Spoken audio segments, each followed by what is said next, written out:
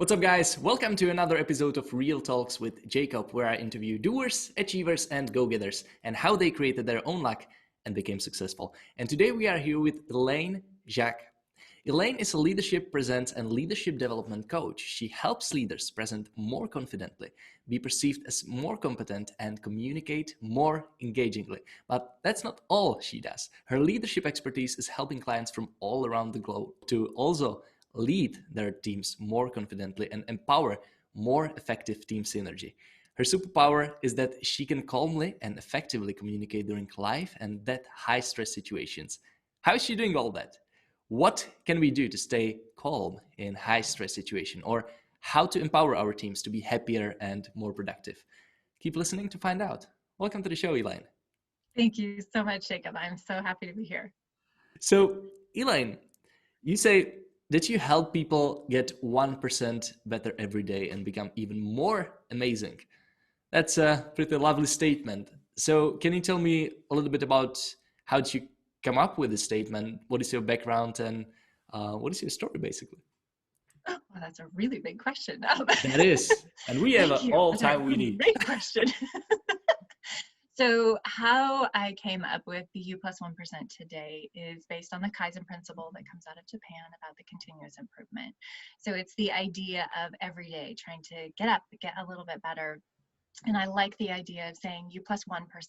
So how can we become just that one little step better than we were the day before? And that my clients will attest to this, that I am not someone who likes to end a conversation without saying, okay, what's your action step? You choose it, you own it, I will hold you accountable to it. And then by the next time, you will have achieved it. And then you will be that 1% better. And so that's where the today comes from, is saying, no, this isn't the someday that floats out there. We're going to bring it down. We're going to hold on to it, and we're going to do it today. Because sometimes for some people, if you say, okay, what I really want to do someday is I want to climb Mount Everest, and currently you are a couch potato. Well, that feels like a pretty big step. So I like to say, what's that 1%?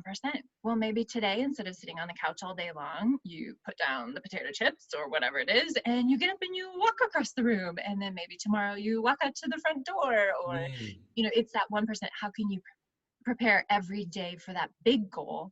Because you'll either get there eventually or you won't. And that starts with, what do you do today? So to address the second part, which is I say hashtag BEMA, I become even more amazing. I like for people to know right up front that I'm not someone that you come to and I'm going to fix you.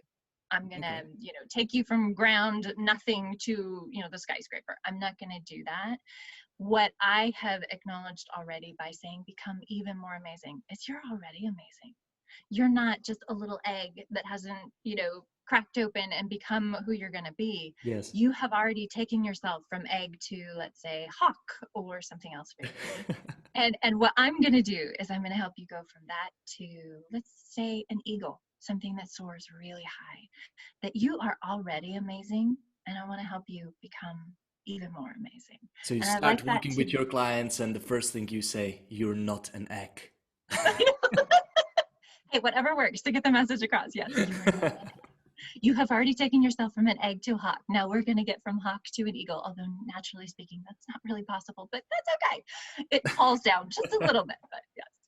Yeah, so that's the message that I like to give, is that we're going to take little steps and we're going to do them starting today. We're not going to wait. We're not going to say, oh, in 3 months, when you're ready, when you've, done deep breathing and all of that. Not that there's anything wrong with that you're going to become even more amazing, starting with what's that 1% thing that you can do today.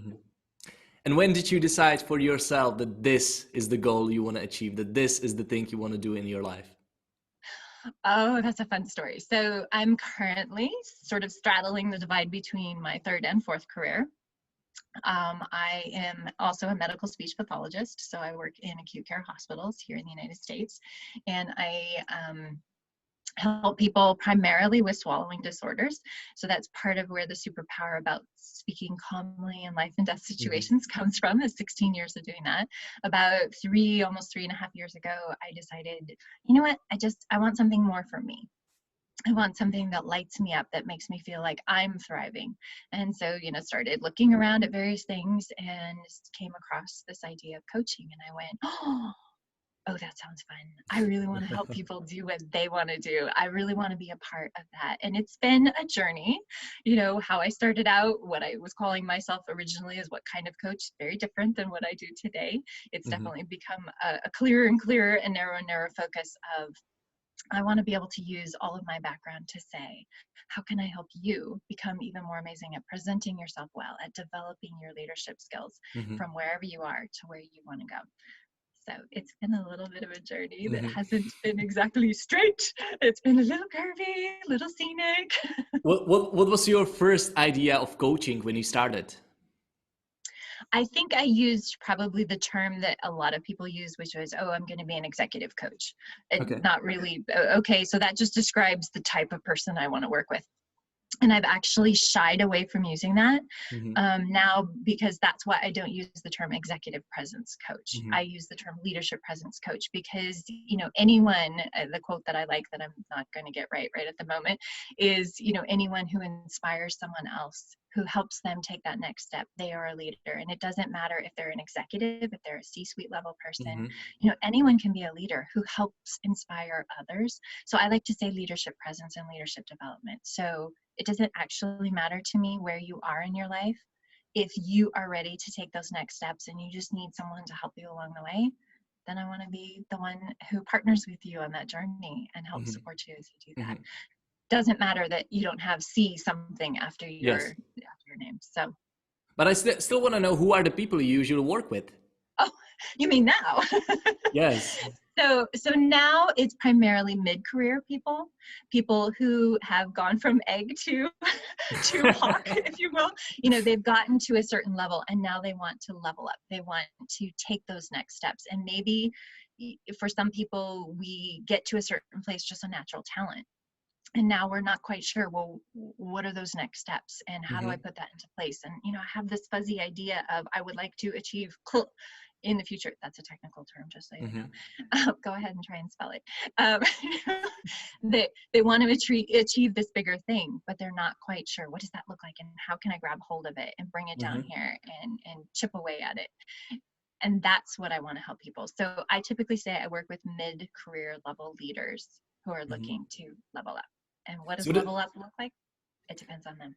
so that's pretty much the same situation you've been yourself in, right? That you wanted to do something more for yourself, and you're helping people to experience the same transition you've Exactly. experienced yourself. Exactly. Yes. Yes. I figured I'm having so much fun doing this, you know, career transition thing that I might as well help other people do theirs. That's amazing. So, if client approaches you, this is the question I always want to ask coaches when I talk to them. When a client approaches you, what is that their trigger they have that, okay, I need to find someone right now. This just sucks. I need to work with somebody to help me with this. What is the trigger that actually makes them click to make the decision to work with you?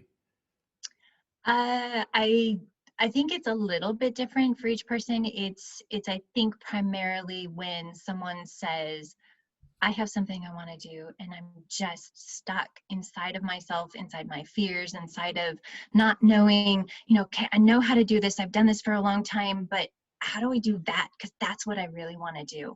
And Mm-hmm. they say, I feel like I could get there if I just had the right, you know, Mm-hmm. guidance or the right advice or something like that. And for me, I like to say, and you haven't experienced this at all, I like to say that we're going to work hard, but we're going to have fun. And I have to tell you that I have a client who said to me, she says, Elaine, if laughing means that you're going to live longer, she says, I'm sure after working with you that I'm going to live at least 3 to 5 years longer. because, I because will we be laugh and we have mortal. fun.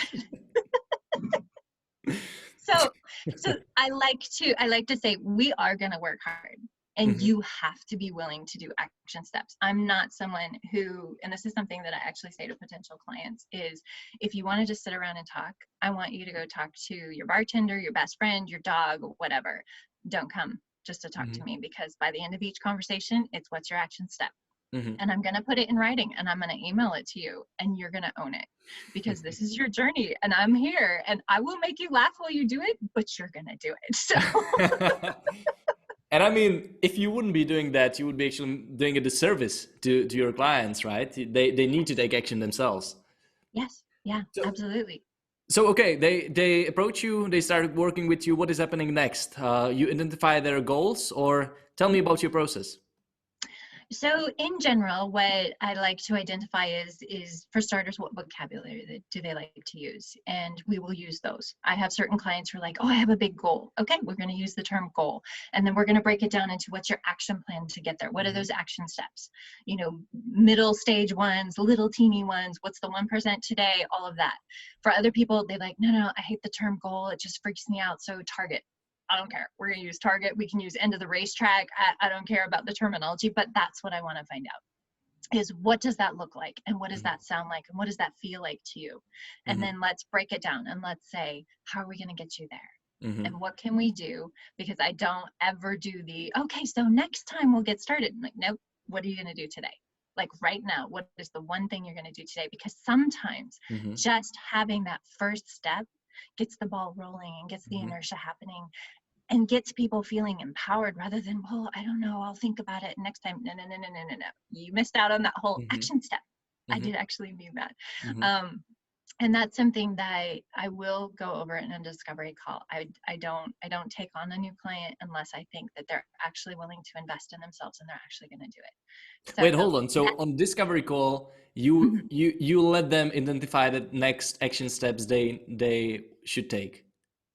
on a discovery call, I help them be aware of the fact that that is an Okay, got it. expectation. Now, I will, on a discovery call, I will say, what's your next action step right now? What's one thing you're going to do for yourself right now? Because it starts right now. Whether or not you choose to work with me, I'm going to push you forward at least one step. And this is the risk of getting on a discovery call with me. Is you're going to do your 1% and you're going to do it today. who is this person? I just talked to her for 45 minutes and she's giving me homeworks. Well, I don't give homework. You have to pick it. You have to pick it. It is your self-chosen poison that you inflict on yourself. I just happen to be there to make you do it. Yes, you will send me the email. This is what you chose.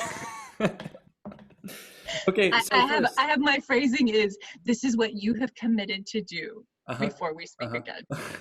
I'm all about you chose this. So the first is lingo, first like language they use, then they choose the goal or however they call it, and then they choose the action task. What is happening then? Accountability piece? I'm sorry? Accountability piece. Yeah, the accountability piece is I for my clients, I send them a little summary email. I say, this is what we've discussed today. This is what you've agreed to do. And this is when we're meeting again. And anything else that we might have covered, any resources I have to give them, I send them a summary email for every single session that we have together. And that's part of the accountability piece because, you know, I don't do whining. I don't do, oh, I didn't remember that. Sorry, it's in your email. I can't help it if you didn't read it. I'm very big on, this is about you. This is not about talking about what you want to do. This is about actually getting it done. You know, that by the time we're done, you're going to be at least one step forward. Whether it's just one phone call and one action step, you're going to move yourself forward. So how long is usually this process? Because I think it varies for each client, right? Because each goal, dream, or target is different. So do you have like a package or 8 weeks or half a year or year that you sell, or is it literally just that you sell phone calls? I just sell phone calls. No. I'm just kidding. No, I do find having packages for certain lengths, depending on the bigness, if you will, of the goal, is really important. Because if we say, okay, we'll take my silly example. I don't actually help people climb Mount Everest. I just want you to know that. But if we take that example of saying, okay, how can we break that down? That's not something that's going to happen in 3 weeks or 3 sessions or in 3 months. You know, that's something that's going to be a little bit bigger. How frequent the sessions are going to be will depend on the client's schedule, what their ability to invest, because I'm very big on, you better choose an action step that's reasonable that's doable, because I don't want you setting yourself up for failure. So Mm-hmm. if it's okay, my action step between now and next week is I'm going to climb Mount Everest, I'm going to be like, hey, how about we talk about maybe walking a mile instead? Mm-hmm. That's far more realistic. But if you say, oh well, today for this next week, I'm going to wiggle one of my toes in my shoes to get ready for that, I'm going to say, yeah, I think you can do better than Mm-hmm. that. Mm-hmm. So it's about you picking it, but I will kind of guide Mm-hmm. you if Mm-hmm. I don't think it's either hard enough, or if I think, whoa, hey, that's way too hard. Let's make it realistic. Think about everything you have to do this week.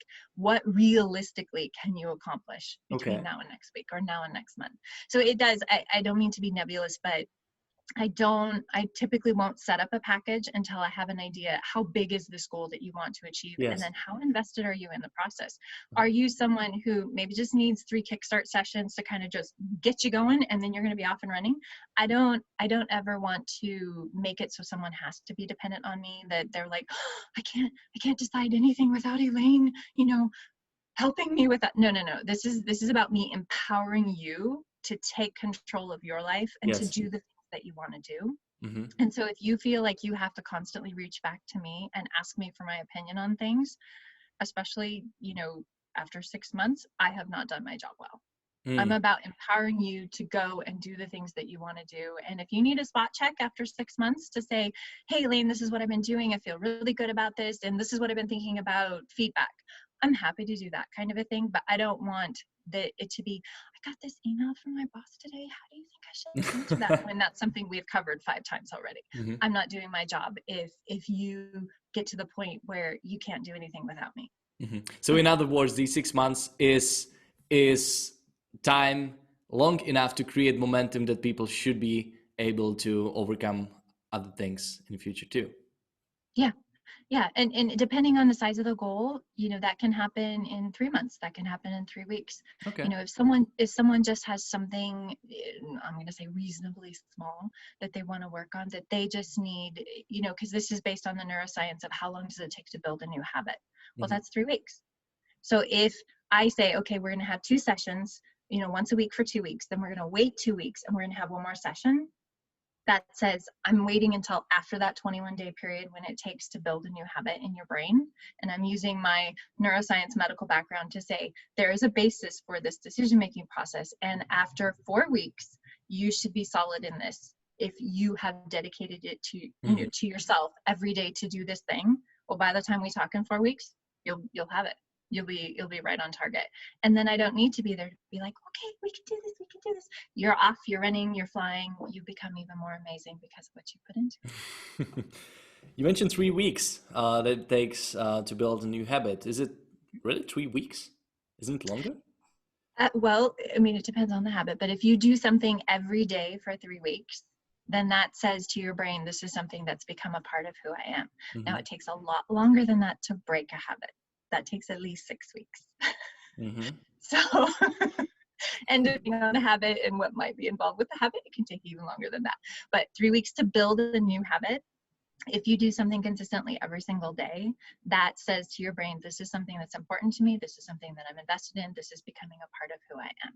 And so then every day, it's if you want to put something into your routine, if you do it the same way every single day, and you probably have this. So you go through your morning routine and you're like, I brush my teeth and then I reach for, and you fill in the blank. It doesn't matter what it is you do after that. Whatever it is that you consistently you do after you brush your teeth is the thing that after 3 weeks time, you're going to automatically do it. Yes. And if you get ready at a different time and say you've already done that thing and you reach for it and you're like, where is it? And you realize, oh, it's because I already put it on, it's my watch or whatever it is. And your brain will momentarily go, I don't know what we're doing here because that's the thing that I do next. That's you having built that new habit. Interesting. For me, it's cold shower in the morning. I just need to jump in the cold shower and then my day's set. Well, there you go. And obviously having the perfect hair thereafter, because that's what you do. So well, they're already like, they know how to be perfect. I don't even need to touch them. I just wake up and they're like this. They've already had their 3 weeks habit. They're like, I know exactly how to lay right here.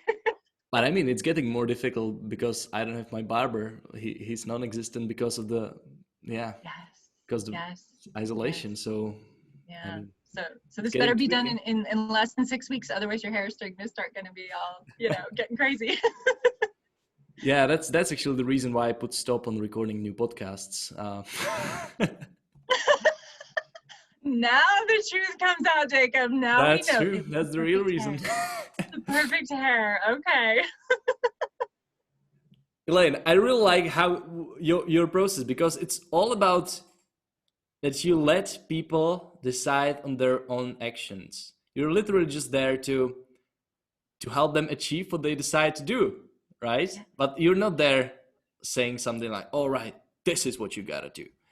Uh, is it like on each level, like deciding a goal, deciding the action task, choosing the habits, or do you step in somewhere and say, okay, you should be doing this if you want to achieve that? Or is it always like you are setting it for yourself? At times, I will ask the client permission. I will say, because of my background, I may have some insights that might be helpful to you. Would you be open to hearing them?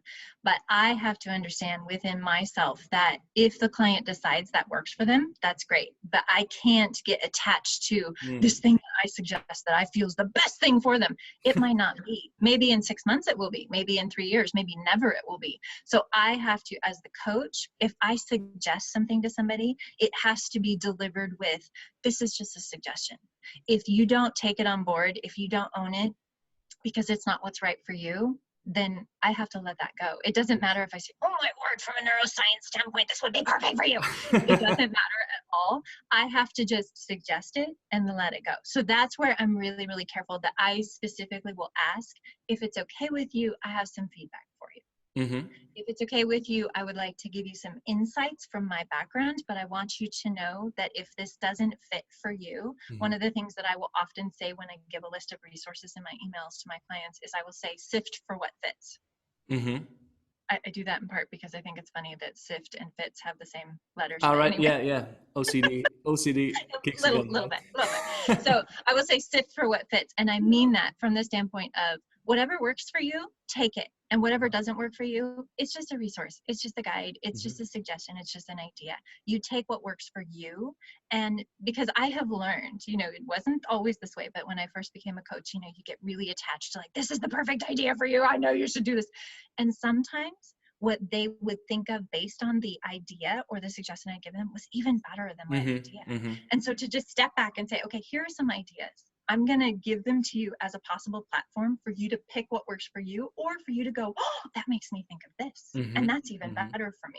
And then off they go, and we're great. And I don't get attached to being an ego and saying, no, my Yes. idea was the best for you.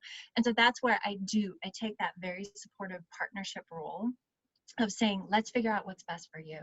And I'll give you insights if you're open to that. If you're not, we'll go with you. But I will say things like, so in the last half an hour, I have heard you say whatever it is 3 times. So that seems like maybe right now that's something that's a big thing for you. Would you like to explore that more? And so insights saying, I'm noticing something here, and maybe in my brain there's like, but I'm not going to say that. I'm going to say, hey, let's, I come with fun side effects. So you're just going to have to be okay with that, Jacob. It doesn't matter what's going on inside of my head. What's most important is what's best for my client. Yes. So that at the end of this, they can take out of it what they need to become even more amazing. Yes. Elaine, tell me, do you have in mind some biggest success story of your client, something that you're really proud that your client achieved? Oh, what a fun question. Let me think. I had the privilege to work with someone who was a really incredible client. I was selected to be their coach because of my background teaching English in Taiwan when I was 18, so a while ago. And it was fascinating to me, just a little side note there, it was fascinating to me that something I did when I was 18 can come forward and be the bridge that says, oh, that's what makes you stand out in the crowd, is that you have this international experience. And so working with this particular gentleman, I was tasked with just working on getting him ready for interviews. fairly high level, had been in his career for a pretty long period of time, was working on a career transition, an international career transition. And so that was why it was important that I had both experiences from both sides of the world. And the interesting thing came that towards the end of one of our sessions, I said, if you would be open to it, I'm just wondering if I could give you a couple of suggestions. And talk to him about some of the things that he had said about how he worked with his team. Now, that was not what I was tasked with doing. I was tasked with getting him ready to transition to his new career. Yes. But to give him some leadership development suggestions to work with his team as he was currently. And he came back to the next session. I wasn't sure because, fairly, calm demeanor, didn't let on a whole lot. And he came back to the next session and he said, you have no idea how helpful those suggestions were for me, that I tried them and it has made such a huge difference in less than 1 week with my team. Wow. And that to me is one of those things where you say, you never know how you're going to be able to touch someone's life. And for me, I like to use the term legacy. That's part of my legacy, is that for each person's life that I positively touch, I'm a part of the ripple effect that goes out from them to every life that they touch. And maybe it's one small thing saying, hey, you know what? It might not hurt if you try smiling at your team in the morning instead of coming in and being like, hey, how's it going? And that can change the pattern for that person's whole day. And I had a part in that, and that's pretty amazing. So for me, maybe that's not a huge thing, but for me, that was something that made me feel like, okay, I do make a difference. And I'm pretty excited about that. And that it's not just for him, but it's for every person he touches. Yes. That's a wonderful story. Thank you for sharing. Thank you. Elaine, I always want to wrap the interviews with something actionable. Something that can people just take and use in their life or business today, tomorrow, maybe next week. And I want to circle back to your statement, which is helping people become better by 1% each day. So what would you recommend me that I can apply fast by myself to just become better by 1% each day?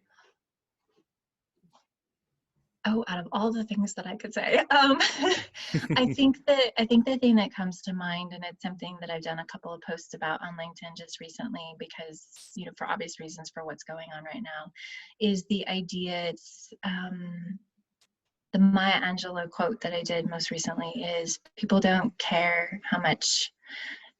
People don't care. Sorry, I'm mixing the two last quotes that I use. One of them is, people don't care how much you know until they know how much you care. And that's a big one for me. The other one is, people won't remember what you did. People won't remember what you said, but people will remember how you made them feel. Yes. And that is true. That is 100% true. So I would say, and you're very good at this, is that when you get on to having conversations, when you get on to having interviews with people, to really be present. And that's such a gift that we often don't give other people, is we go, oh yeah, how are you doing, and we don't look at them. We don't give them that basic eye contact, which says, my soul is present, my ears are present, my heart is present, my brain is present, and I'm here for you, even if it's just for this one moment. And that people will remember. Now, there's a lot of neuroscience that goes behind that about what eye contact does, but I would say is, keep doing what you're doing, Jakub, and keep making good eye contact and keep helping people feel like you're really truly present for them. Now, I made this really personal to you, but that's something that's applicable to pretty much anybody. If you choose to interact with someone, choose to be present for that one moment, because they're going to remember that long after they remember any advice, any tips, any rah action steps, anything like that. They're going to remember, I felt respected, I felt honored, I felt valued, I felt like they really cared about who I am as a person. Wow, thank you very much. This is amazing advice. And I think especially now, this like weird times with the virus outside, and people are doing everything online through Zoom or Skype.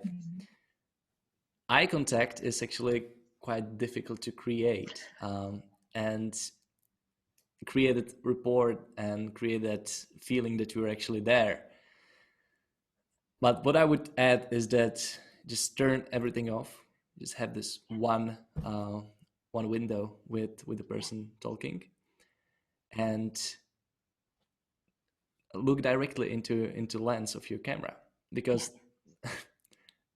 if you're watching down, it's really Hmm. that you are not looking directly into the eyes of the person.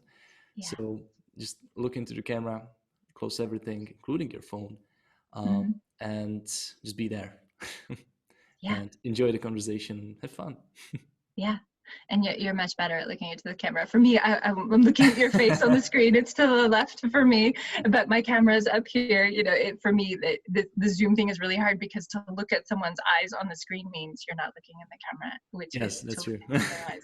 So Zoom has created this really fun dynamic for that. But it is even just saying, you're right, turn everything else off. So it's not, oh, hey, oh, excuse me. It's, I'm focused, I'm here. Hmm. Hmm. I'm 100% involved in this conversation. Nothing else is distracting me because to me, I have committed to doing this conversation with you. And so I'm going to be 100% here because Yes. that's the respect I'm paying you to say, I want to have this conversation with you. I want this to be a meaningful connection. Maybe I want to make you laugh while we do it.